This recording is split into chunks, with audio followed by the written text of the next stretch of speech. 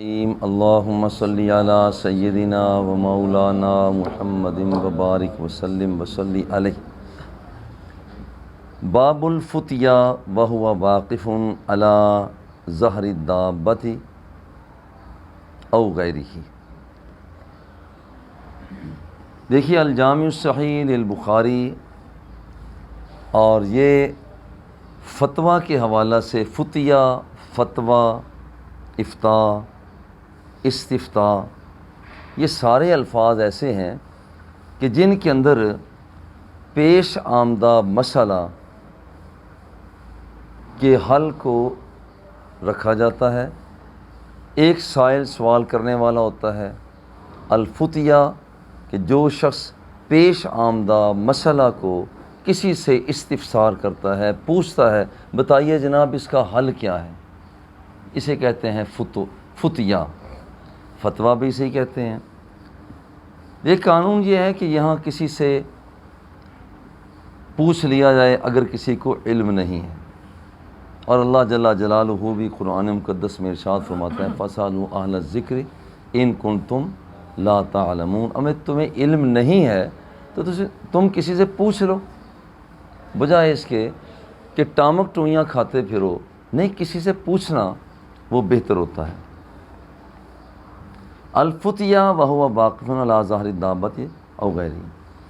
اصل ضابطہ یہ ہے کہ کوئی آدمی جس سے پوچھنا چاہتا ہے، حالات ایسے سازگار ماحول میں پوچھا جائے کہ بتانے والا بھی مطمئن ہو کر بتا سکتا ہو، پوچھنے والا اطمینان سے پوچھ رہا ہو۔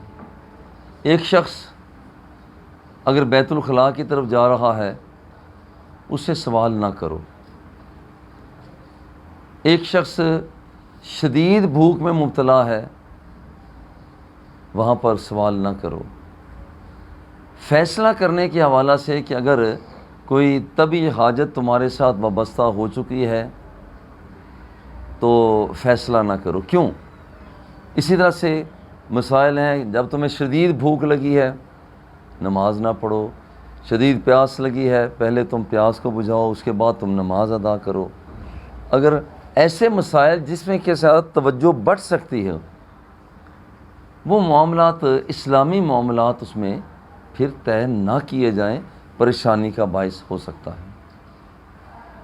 دیکھیے نماز پڑھنے کے حوالہ سے بکریوں کے باڑہ میں نماز پڑھ لو، اونٹوں کے باڑہ میں نماز نہ پڑھو، چونکہ بکریاں نقصان نہیں دیتی۔ وہ آدمی نماز پڑھ بھی رہا ہے تو اس کی توجہ ادھر نہیں جائے گی۔ لیکن اگر ایک شخص اونٹوں کے باڑے میں نماز پڑھتا ہے تو اندیشہ ہر وقت یہ رہتا ہے ابھی وہ اونٹ آئے گا دبوچ لے گا، ابھی وہ کسی اس کی طبیعت ناسازگار نہ ہو جائے، کہیں وہ ہمیں پچھاڑ نہ دے وغیرہ۔ سوال کرنے کے حوالہ سے وہ بھی ماحول بڑا سازگار ہونا چاہیے، اور حکم یہ ہے کہ جس وقت تم سواری پر سوار ہو تو وہاں پر بات چیت نہ کرو،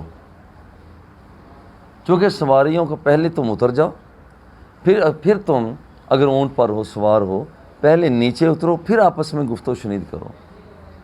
غیر ضروری طور پر اگر تم سواری پر سوار ہو تو یہ سواری کا بھی تو نقصان ہے۔ یعنی جو صلاحیتیں اپنی آپ سواری سے نیچے اتر کر ان کا اظہار کر سکتے ہیں، سواری پر بیٹھ کر نہ کرو، کیونکہ وہاں پر وہ سواری کی طاقت صرف ہوگی اور آپ کی بات چیت کا تو اتنا زیادہ اہمیت نہیں ہے۔ لیکن ایک بات ضرور ہے کہ اگر فتویٰ دینے والا مجیب اگر سواری پر بھی بیٹھا ہے تو اونٹ پر بیٹھا ہوا ہے، وہ کسی جانور پر بیٹھا ہو، اس سے پھر بھی سوال کر لو، چونکہ اس کے اندر مصلحت موجود ہے۔ مصلحت کیا موجود ہے کہ یہاں پر ایک آدمی اگر وہ سواری سے نیچے اترنے کی انتظار کی جائے تو ممکن ہے کہ درمیان میں کئی رکاوٹیں پیدا ہو جائیں، اور اللہ جل جلالہ فرماتا ہے اگر تمہیں پتہ نہیں ہے تو پھر اہل ذکر سے تم پوچھ لیا کرو، تو پھر اس میں تاخیر ہوتی ہے۔ اس لیے اگر کوئی آدمی سواری پر سوار ہے اور اس سے پوچھا جانا مقصود ہے تو اجازت دی جا رہی ہے کہ ہاں سائل صاحب اس سے بھی تم رابطہ قائم کر سکتے ہو. ہاں عام گفتگو سواری پر سوار ہوتے ہوئے کہ سواری کھڑی ہوئی ہے اور آپ اس پر بات کر رہے ہیں، ایسا نہ کیا جائے. اگر سواری چل رہی ہے، آپ ایک سفر میں ہیں اور آپ سفر کے دوران بات کرتے ہیں تو کوئی حرج کی بات نہیں ہے، اس لیے کہ سواری کو تھکانا اس کے ساتھ لازم نہیں آتا. باب الفتیہ و واقف علی ظہر الدابۃ او غیر، یعنی وہ آدمی جو سوال کرنے والا ہے، وہ مستفتی جو ہے استفتاء کرنے والا، وہاں پر وہ سوال کرتا ہے ایسے شخص سے کہ وہ سواری پر سوار ہے. جی ہاں، سوال کیا جا سکتا ہے، مصلحت موجود ہے. مصلحت کیا ہوتی ہے وہاں پر؟ مصلحت کا مطلب یہ ہوتا ہے کہ کسی چیز کو جلب منفعت حاصل ہو، دفع مضرت اور نقصان کو دور کیا جائے. اور جو سائل ہے یہی تو کام کر رہا ہے، جلب منفعت یعنی علم کو حاصل کر رہا ہے اور جہالت کو دور کر رہا ہے. اس میں مصلحت موجود ہے. حدثنا اسماعیل قال حدثني مالک عن ابن شہاب عن عیسی بن طلحہ بن عبید اللہ عن عبد اللہ بن عمرو بن العاص ان رسول اللہ صلی اللہ علیہ وآلہ وسلم وقف فی حجۃ الوداع بمنی للناس یسألونہ. حضور علیہ الصلاۃ والتسلیم جلوہ فگن ہے، یہ حجۃ الوداع ہے، منا میں جلوہ فروز ہیں، لوگ آپ سے سوالات کر رہے ہیں. فجاءہ رجل، ایک شخص آئے، فقال لم اشعر فحلقت قبل ان اصبح، قال اصبح ولا حرج. فجاء آخر فقال لم اشعر فنہرت قبل ان ارمی، قال ارمی ولا حرج. قال فما سئل النبی صلی اللہ علیہ وسلم عن شیء قدم ولا اخر الا قال افعل ولا حرج. دیکھیے حضور علیہ الصلاۃ والتسلیم نے ایک سائل کا جواب دیا. پہلے پس منظر آپ دیکھ لیجئے کہ 8 ذی الحج کو منا کی طرف حاجی لوگ روانہ ہوتے ہیں، 9 ذی الحج کو میدان عرفات میں قیام کیا جاتا ہے، رات کو مزدلفہ میں جایا جاتا ہے، وہاں سے کنکریاں اٹھائی جاتی ہیں. 10 ذی الحج کو دوبارہ مینا میں آ کر جن کاموں کی وہاں پر ایک خاص ترتیب ہے، آ کر سب سے پہلے وہاں پر شیطان کو کنکریاں مارنا، دوسرے نمبر پر ہے آ کر جانور کو ذبح کرنا، تیسرے نمبر پر ہے حلق یا قصر کرنا، اپنے سر کے بالوں کو منڈوا دینا.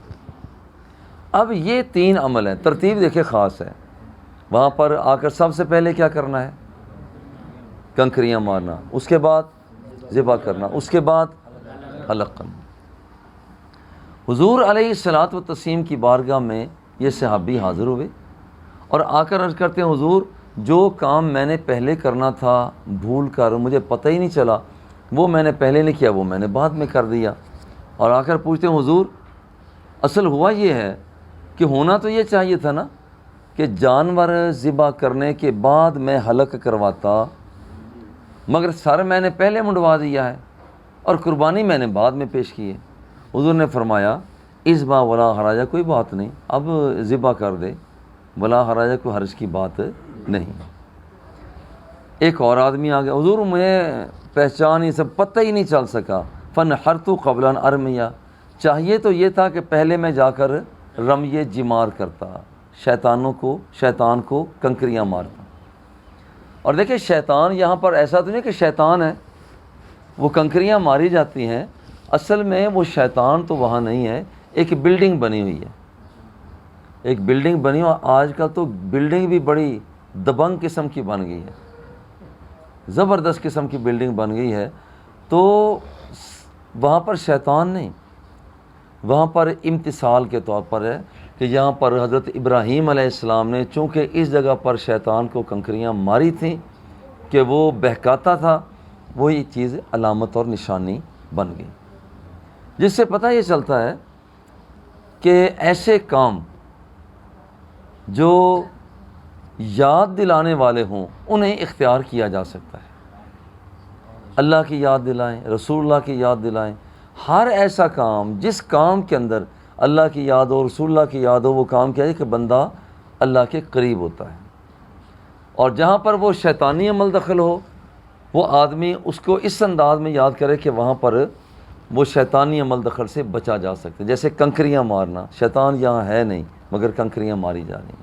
صفا و مروہ کی ساج کرنا، سیدہ ہاجرہ رضی اللہ تعالیٰ عنہ تو ایک مرتبہ دوڑی، اب یہاں پر ان کی یاد کو تازہ کیا جاتا ہے۔ ذبح تو جانور ایک مرتبہ کیا گیا مگر یاد کو تازہ کیا جاتا ہے۔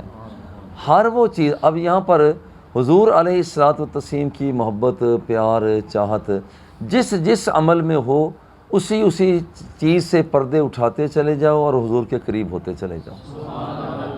یعنی ہر عمل وہ اختیار کرنا چاہیے کہ جس کے ساتھ اللہ اور اس کے رسول کی قربت حاصل ہوتی ہے۔ تو حضور علیہ الصلوۃ والتسلیم کی بات جو کچھ بھی عرض کیا گیا، حضور پہلے یہ کام کرنا تھا، بعد میں یہ کرنا تھا، میں نے بعد والا پہلے کر لیا، پہلے والا بعد میں۔ حضور اب فرماتے ہیں، سرکار نے فرمایا یہ کام کر لو، اور ساتھ فرمایا افعل ولا حرج، اور کوئی حرج کی بات نہیں۔ اس جگہ پر یہ پیش نظر رہے کہ اللہ جل جلالہ نے یہ جو کاموں کی ترتیب رکھی ہے، کیا یہ سنت ہے یا واجب ہے؟ اس حدیث کو لے کر علماء کا ایک طبقہ کہتا ہے کہ نہیں، یہ ترتیب سنت ہے۔ حضور علیہ الصلوۃ والتسلیم نے جو فرما دیا کہ یہاں پر یہ کام کر لو، جو پہلے کرنا تھا بعد میں تم نے کر لیا، چلو اب وہ پہلے کر لو، تو کوئی حرج کی بات نہیں ہے۔ جس سے پتہ چلا کہ یہاں پر یہ ترتیب کہ پہلے شیطان کو کنکریاں مارنا، پھر جانور کو ذبح کرنا، اس کے بعد پھر سر کو منڈوانا، یہ ترتیب جو ہے یہ سنت ہے، واجب نہیں۔ امام ابو حنیفہ فرماتے ہیں ترتیب واجب ہے، ترتیب واجب ہے، اور وہ استدلال بھی کرتے ہیں نا، حتیٰ یبلغ الحد ولا تحلقوا رؤوسکم، اپنے سروں کو نہ منڈواؤ، حتیٰ یبلغ الحدی، اپنی وہ جگہ تک جب تک جانور نہیں پہنچتا تم اس وقت تک اپنے سروں کو نہ منڈواؤ۔ امام ابو حنیفہ فرماتے ہیں دیکھو یہاں پر اگر ترتیب ضروری نہ ہوتی تو یہ فرمایا جاتا کہ جب تم نے اپنی ہدج کو چلا دیا ہے کوئی بات نہیں، وہ پہنچتی رہے گی، پہلے تم سر تو منڈوا لو۔ کہتے ہیں انتظار کرو کہ ہدج کب پہنچتی ہے، جب ہدج پہنچتی ہے اس کے بعد جو وہ ذبح ہوگی اس کے بعد تم نے سر کو منڈوانا ہے۔ یہ موسر کے بارے میں ہے نا، کہ جس وقت آدمی حج کے لیے جا رہا ہے درمیان میں روک دیا گیا، مثال کے طور پر وہ ایک رکاوٹ آ گئی، ایران میں پہنچا، عراق میں پہنچا، ملک شام میں، آگے بھی تم نہیں جا سکتے۔ حکم کیا ہے؟ اگر تمہارے پاس ہدج ہے وہ آگے چلا دو، جب وہ جائے تمہیں اطلاع مل جائے وہاں جا کر وہ ذبح ہو گئی ہے تو پھر تم اپنے سر کو منڈواؤ۔ امام ابو حنیفہ فرماتے ہیں ترتیب واجب ہے۔ مگر اب سوال یہ پیدا ہوتا ہے اگر ترتیب واجب ہے تو اس حدیث پاک میں تو آیا ہے کہ یہاں پر افعل ولا حرج، چلو کوئی بات نہیں، آگے والی بات پیچھے والی آگے کر لی، کوئی حرج کی بات نہیں، کوئی گناہ کی بات نہیں ہے۔ تو یہ کیوں کہا گیا؟ جس کا مطلب اس حدیث سے تو پتہ چلتا ہے کہ ترتیب سنت ہے۔ امام ابو حنیفہ فرماتے ہیں ترتیب وہ واجب ہے۔ اگر واجب ہے تو یہاں کیوں فرمایا؟ تو اس کا جواب بھی دیا جاتا ہے کہ یہ جو فرمایا نا افعل ولا حرج، کوئی بات نہیں کر لو، کوئی حرج کی بات نہیں ہے، یہ ہے کہ تمہیں گناہ نہیں ہوگا۔ جہاں تک ترتیب ہے وہ تو باقاعدہ رکھی جائے گی۔ یہ تو ایسے ہی ایک آدمی نماز پڑھنا بھول گیا، سویا رہا، پتہ نہیں چلا، بھئی یہ گناہ گار تو نہیں ہوگا، بھئی پڑھ لے، یہاں پر نماز کی قضا کر لے، مگر گناہ گار تو نہیں ہوگا۔ گناہ گاری اس کے خاطر بالکل افعل ولا حرج۔ امام ابو حنیفہ رحمہ اللہ آپ کی طرف سے فرمایا جاتا ہے کہ افعل ولا حرج، آپ یہ کام کر لو اور اس میں کوئی حرج کی بات نہیں ہے، یعنی گناہ تم پر لازم نہیں آئے گا، ورنہ ترتیب ضروری ہے اب کہ کر لو، لیکن یہاں پر گناہ لازم نہیں آئے گا۔ ہاں جبکہ ترتیب بدل دی ہے تمہیں دم دینا پڑے گا، یہ خمیازہ بھگتنا پڑے گا، تمہیں دم دینا پڑے گا، یعنی ایک جانور کو اس کے بدلہ میں ذبح کرنا پڑے گا۔ حضور ایک بندے نے اپنا حج حرم کی طرف بھیج دیا، اس کو ذبح ہونے کی اطلاع نہیں مل سکتی یا نہیں مل سکی، پھر وہ کیا کرے گا؟ پیچھے وہ اپنی حجامت بنوا لے اور ترتیب کو پیش نظر رکھے۔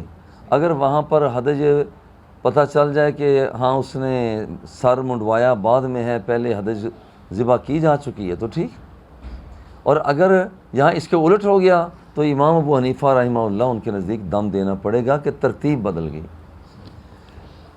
باب من اجاب الفتیا باشارۃ الجد والراس، دیکھیے ایک یہ ہے کہ کسی کو انگلی کے اشاروں سے بتایا، زبان سے بول کر بتایا جائے نا، جیسے میں بول رہا ہوں آپ سن رہے ہیں، اور کبھی یہ بھی ہوتا ہے کہ صرف انگلی کے اشاروں سے بھی بات کی جاتی ہے، جیسے کسی کو چپ کرانا ہے تو منہ پر انگلی رکھ دی، اگر کسی کو کہنا ہے کہ چلو اشارہ کر دیا، تو اشاروں سے بات کرنا یہ بھی صحابہ کرام کی سنت ہے۔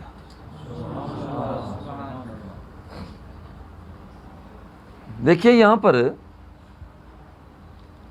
حضرت ابن عباس رضی اللہ تعالیٰ عنہ اس کے راوی ہیں، حضور نبی اکرم صلی اللہ علیہ وآلہ وسلم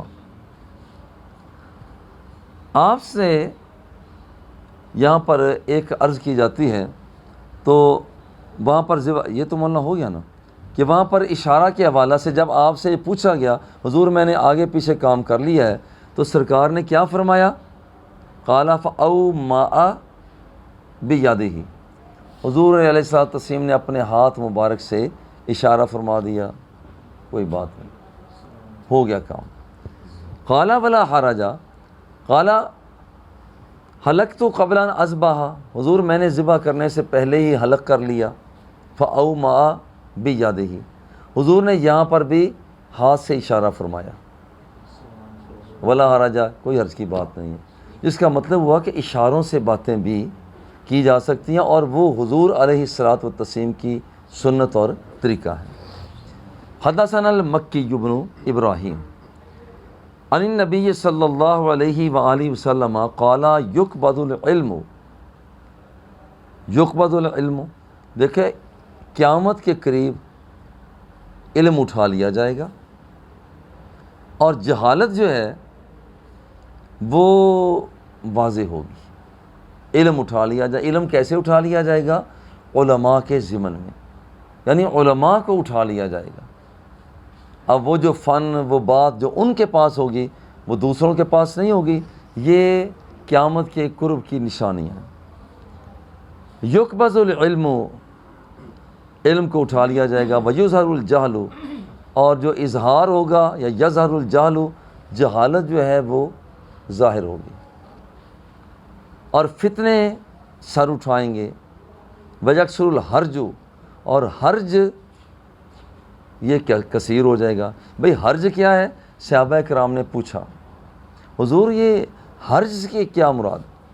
ایک ہے حا کے ساتھ حرج، حرج وہ اور ہے جس کا پہلے ذکر ہوا نا، وہ افعل ولا حرج، وہ جس کا پہلے ذکر ہوا، اور یہ ہے حرج ہا کے ساتھ ہدایت والی۔ حضور حرج کیا ہے؟ فقال ہاکذا بیدہ فحرف کانہ یرید القتل، حضور علیہ الصلوۃ والتسلیم نے اپنی گردن پر ہاتھ رکھ کے اشارہ کیا، اس کا مطلب ہے کہ قیامت کے قریب یہ قتل زیادہ ہوں گے، لوگوں کو مارا جائے گا، قتل کیا جائے گا۔ یہ سارے دیکھیں اشارے کے ساتھ بات کرنا جو ہے یہ بھی حضور علیہ الصلوۃ والتسلیم کی سنت پاک ہے۔ حدثنا موسیٰ بن اسماعیل قال حدثنا وہیب قال حدثنا ہشام عن فاطمہ عن اسماء قالت اتیت عائشۃ وہی تصلی فقلت ما شان الناس، حضرت اسماء رضی اللہ تعالی عنہا یہ حاضر ہوئیں، تو آگے حضرت عائشہ صدیقہ رضی اللہ تعالی عنہا وہ نماز ادا فرما رہی تھیں، نماز کا وقت تو نہیں تھا، وہی تصلی فقلت ما شان الناس، لوگوں کو کیا ہے کہ یہ بھی نماز پڑھ رہے ہیں، عجیب بات ہے۔ فاشارت الی السماء، تو انہوں نے آسمان کی طرف اشارہ کیا، جس کا مطلب یہ تھا کہ سورج گرہن لگ چکا ہے. اب فاشارت الی السماء، سورج گرہن لگ چکا. فاذا الناس قیام، اس لیے لوگ کھڑے ہوئے. فقال سبحان اللہ، تو اس وقت انہوں نے فرمایا سبحان اللہ، اللہ کی ذات پاک ہے. یعنی یہ اشارہ تھا کہ اللہ جل جلالہ کی ذات پاک ہے، طیب ہے، طاہر ہے. فقال سبحان اللہ اے اشارت قائلۃ سبحان، یعنی اشارہ بھی کیا اور کلام بھی فرمایا. جس سے پتہ چلتا ہے کہ کلام کے ساتھ اشاروں کا کرنا، اشاروں کے ساتھ کلام کا کرنا تفہیم کی خاطر شرعی طور پر یہ صحابہ کرام کی سنت اور طریقہ ہے. قلت آیت، کیا کوئی نشانی ہے یہ؟ فاشارت براسیہا، اے نام، سر کو ہلا دیا. مطلب یہ ہاں ایک نشانی ہے. فقمت حتی، کہتے ہیں کہ یہاں پر میں بھی نماز کے لیے کھڑی ہو گئی. حتی علانی الغشی، اور اتنا ہوا کہ یہاں تک کہ مجھ پر تو، فرماتی ہیں حضرت اسماء، مجھ پر تو ایسے، چونکہ قیام لمبا ہوتا ہے اس کے اندر، خوب لمبا خوب لمبا خوب لمبا. تو آپ فرماتے ہیں مجھ پر تو غشی ہی طاری ہونے لگی تھی. حتی علانی الغشی، کہتے ہیں مجھ پر تو غشی طاری ہونے لگی تھی. ہم نے بھی بابا جی قبلہ رحمۃ اللہ تعالیٰ علیہ کی اقتداء میں یہ صلاۃ کسوف پڑھی ہوئی ہے. گول چوک مسجد، وہاں پر سورج گرہن لگ گیا.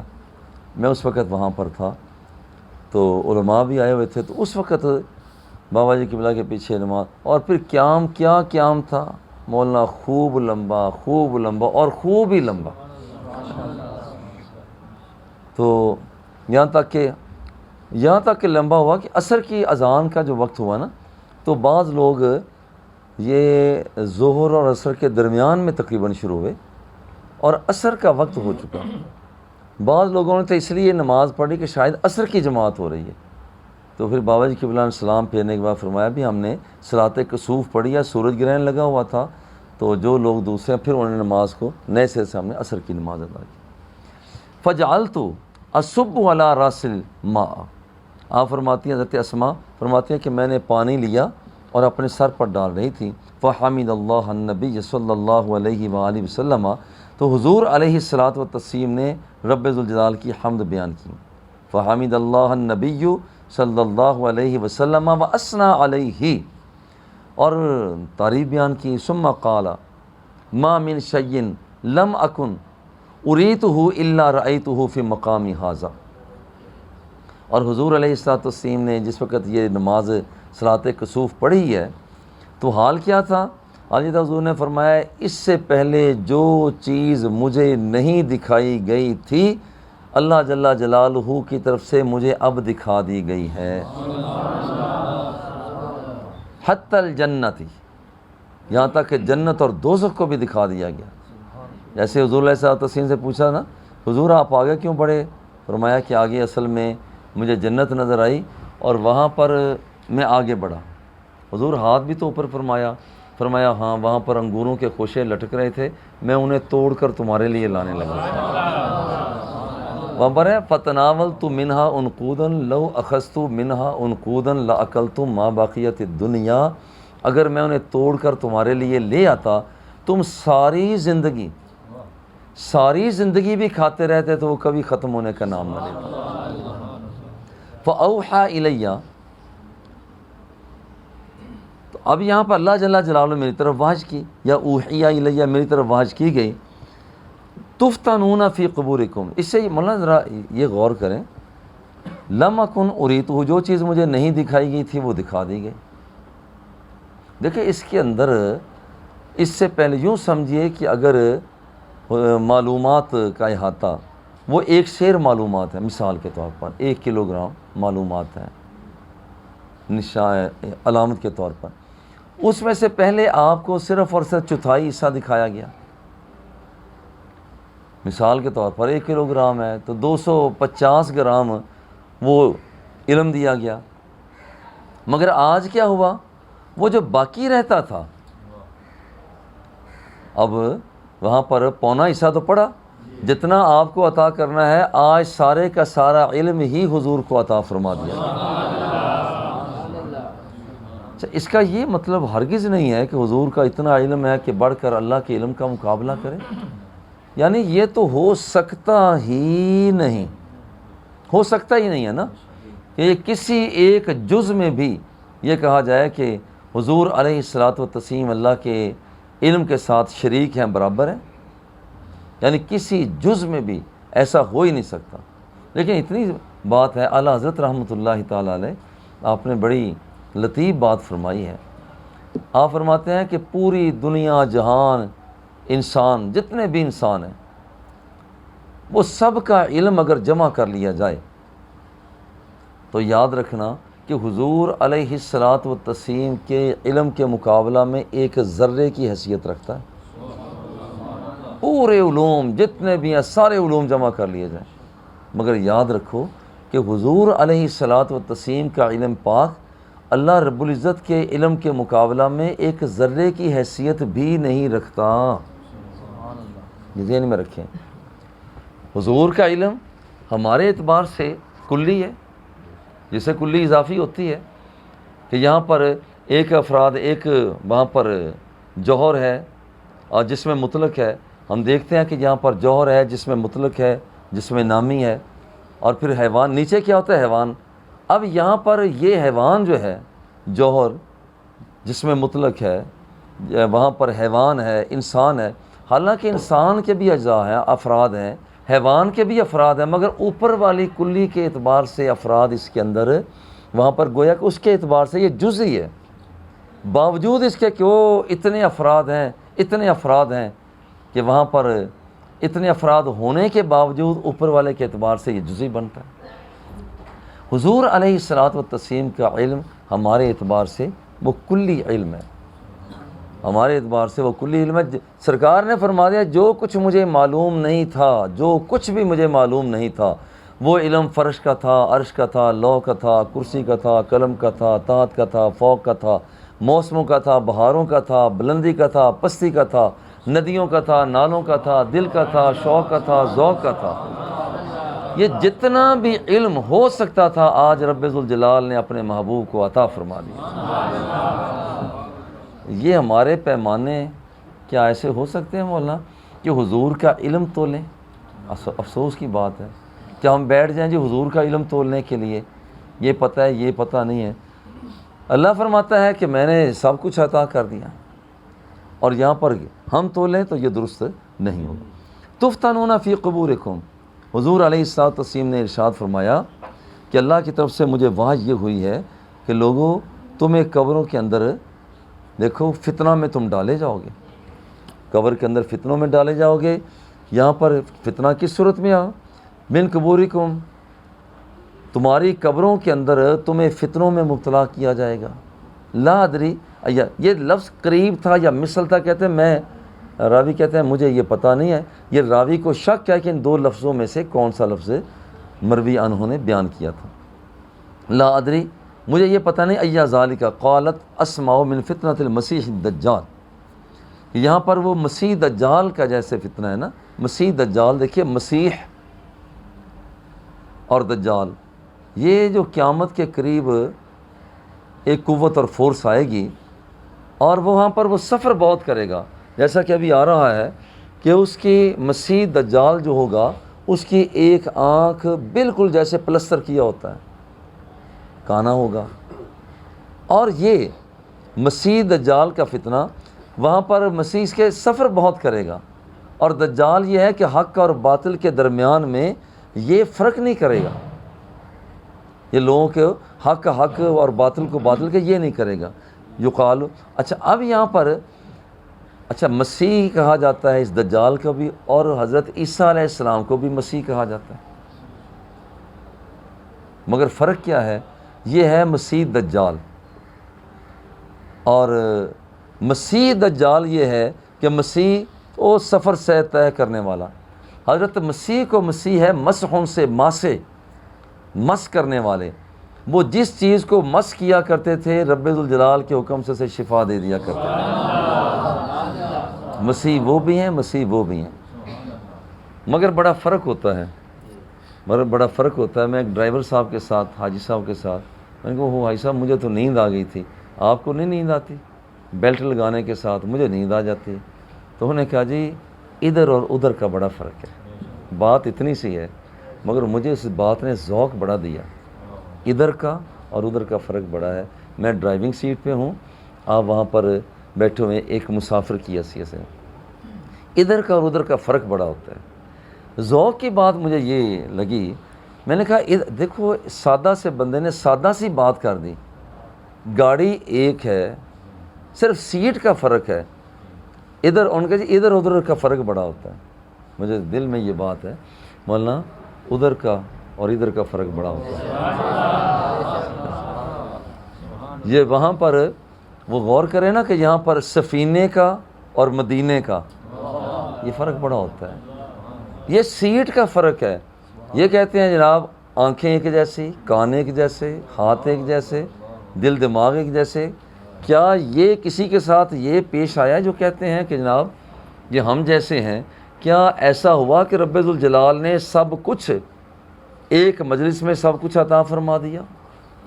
بھائی سیٹ کا بڑا فرق ہے، بڑا فرق ہے سیٹ کا۔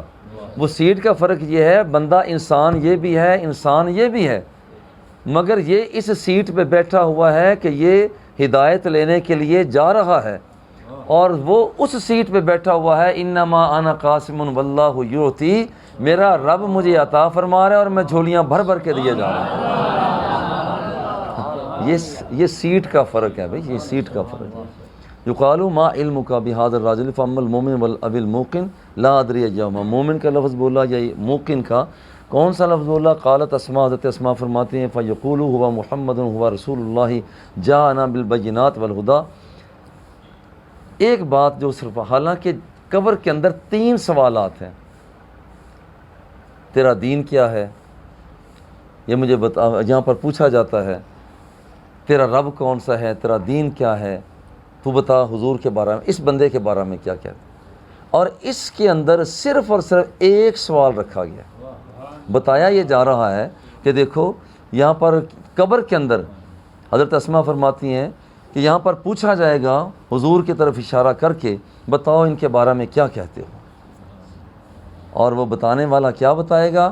ہوا محمد، ہوا رسول اللہ، یہ محمد ہیں، اللہ کے رسول ہیں، جانا بالبینات، یہ تو وہی ہیں جو معجزات لے کر آئے تھے، والہدی، ہدایت لے کر آئے تھے، فاجبناہ، اور ہم نے ان کی ہدایات کو قبول کیا تھا، واتبعناہ، ہوا محمد، ہم نے ان کی اتباع کی، ہوا محمد، 3 مرتبہ یہ محمد ہیں، یہ محمد ہیں، یہ محمد ہیں۔ فیقال نم صالحا قد علمنا ان کنت لموقنا بہ۔ دیکھو یہاں پر اب تو نے اس سوال کا جواب دے دیا، جاؤ صالحیت کے ساتھ اب آرام کرو، اب آرام کروایا جاتے ہیں۔ اور جہاں تک منافق کا تعلق ہے، ارتیاب شک کرنے والے کا، وہ کہ لا ادری ایوزار، مجھے نہیں پتہ یہ بندہ کون ہے۔ قالت اسماء فیقول لا ادری سمعت الناس یقولون شیئا فقلتہ، یہاں پر لوگ کہا کرتے تھے، کہتے تھے اس کے بارے میں، فیقول لا ادری سمعت الناس یقولون، لوگ کہا کرتے تھے، لوگ کہتے ہیں، لوگ کہتے ہیں نہیں، لیکن جو ایماندار ہوگا وہ کہے گا کہ نہیں، یہ لوگ کیا کہتے ہیں، ذرہ ذرہ کہہ رہا تھا، پتھر کہہ رہے تھے، شجر کہہ رہے تھے، حجر کہہ رہے تھے، تحت کہہ رہے تھے، فوق کہہ رہے تھے، اور یہ وہی ہے۔ وصلی اللہ تعالی علی حبیبہ و آلہ و اصحابہ۔ تمہارا ہوں، تمہارا ہوں، تمہارا یا رسول اللہ، تمہارا ہوں، تمہارا ہوں، تمہارا یا رسول اللہ، نہیں ہے آپ بن کوئی ہمارا یا رسول اللہ، نہیں ہے آپ بن کوئی ہمارا یا رسول اللہ۔ اپنی سجائی بیٹھا کل اپنی सजाई बैठा, आस मदनी दिलाई बैठा, कुल्ली अपनी सजाई बैठा, आस मदनी दिलाई बैठा, आस मदनी दिलाई बैठा, होना लंघना इस रस्ते, होना लंघना इस रस्ते, मैं तई घर नूं सजाई बैठा। हिजरे नबी विच अथरू मेरे लुडियां पावन लग पे, हिजरे नबी विच अथरू मेरे, हिजरे नबी विच, हिजरे नबी विच अथरू मेरे लुडियां पावन लग पे, नैन निमाणे बदला वांगो मी बरसावन लग पे, दुख दर्दां नूं वेख के लोगी दर्द वंडावन लग पे, रहम कीता मंजूर ते माही घर आवन जावन लग पे, ओना लंघना इस रस्ते, ओना लंघना इस रस्ते, मैं तई घर नूं सजाई बैठा। रो रो के सावल मैं पावा दुहाइयां, रो रो के सावल, रो रो के सावल, रो रो के सावल मैं पावा दुहाइयां, हुण आके जलियां न जावल जुदाइयां, कंधा नाल लावा गिण गिण के लीका, कंधा नाल लावा, कंधा नाल लावा गिण गिण के लीका, मेरे दिल चो निकलन रो रो के चीका, सुबह शाम सावल मैं तैनू उडीका, आवेख रावा किंज मैं सजाया, सेजा विछे सा ते तकिए लगे सा, सेजा विछे सा, सेजा विछे सा ते तकिए लगे सा, गर्मी जो थी सी ते पखियां चले सा, ओ पानी बरे सा ते जुतियां चुमे सा, हर कहीं तू वध के मैं कर सा गदाइया, जिवें मैं आ भुलिया इंज कहनी भुल नहीं, जिवें मैं आ रुलिया इंज कहनी रुल नहीं, तेरा वेख चेहरा मैं हाकिम ने गुलने, तेरा मुखो सावल साडियां दवाइयां, ओना लंघना इस रस्ते, ओना लंघना इस रस्ते, मैं तई घर नूं सजाई बैठा, हैन अमला तू खाली बल्ले, हैन अमला तू खाली बल्ले, हैन अमला तू खाली बल्ले, तेरी रहमत बल्ले बल्ले, तेरी रहमत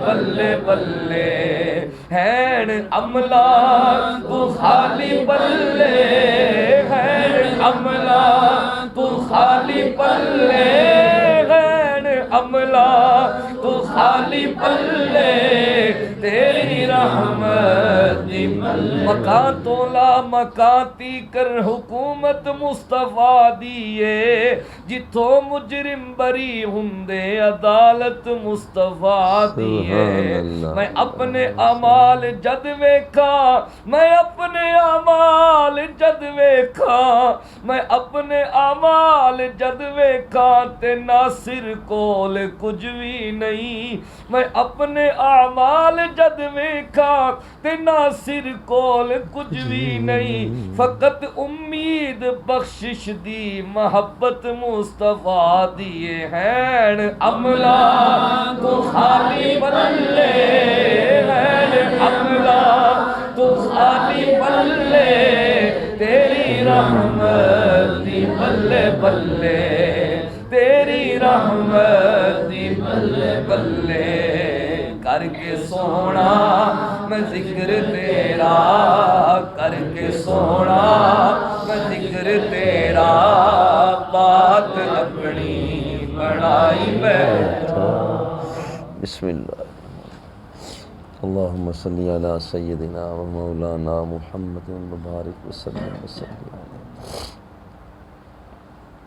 اے پیارے اللہ کریم قبول فرما، حضور کی بارگاہ میں پیش کرتے ہیں قبول فرما۔ تمام انبیاء و مرسلین، جمیع مسلمین مسلمات کی بارگاہ میں پیش کرتے ہیں قبول فرما۔ اے اللہ، ہم انتظار کرنے والوں کو رحم و کرم سے سرفرازی عطا فرما، ہم سب کو حضور کی محبتیں عطا فرما۔ اے اللہ، ہم سب کو حضور کا پیار عطا فرما۔ اے اللہ، حضور کی محبتیں عطا فرما۔ بابا جی قبلہ رحمۃ اللہ تعالیٰ علیہ کی روحانی توجہات ہم سب کے شامل حال فرما، آپ کے درجات کو جنت الفردوس میں بلند سے بلند فرما۔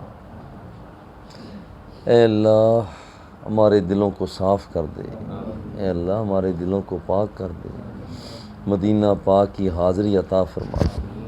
اے اللہ، مدینہ پاک کی حاضری عطا فرما۔ اے اللہ، وہ دن بھی ہمیں عطا فرما کہ ہم اپنے آقا کی بارگاہ اور اپنی ایک ایک حضور کو اپنی بات سنائیں جو گزر گئی۔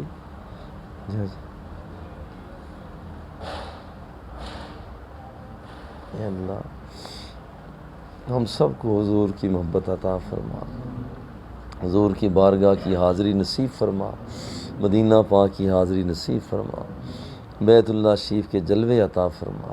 اے اللہ، جامعہ افریدیہ کی خیر فرما، اساتذہ، طلبہ، طالبات، کارکنان و بستگان کی خیر فرما۔ اے اللہ، حضور کے ثنا خانوں کی خیر فرما۔ اے اللہ، حضور کے ثنا خانوں کی خیر فرما۔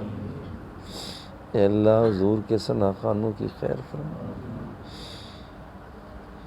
اے پیارے اللہ کریم، جن کا ذریعہ معاش نہیں حلال معیشت عطا فرما، جو بے اولاد ہیں صالح اولاد عطا فرما، ہمارے بچوں کی خیر فرما، بچیوں کی خیر فرما، آنے والی نسلوں کی خیر فرما، ہمارے والدین کریمین کی خیر فرما۔ اے اللہ، جن کے والدین اس دنیا فانی سے رخصت ہو گئے، اے پیارے اللہ کریم، انہیں جنت الفردوس میں بلند مقام عطا فرما۔ اے اللہ، انہیں جنت الفردوس میں بلند مقام عطا فرما۔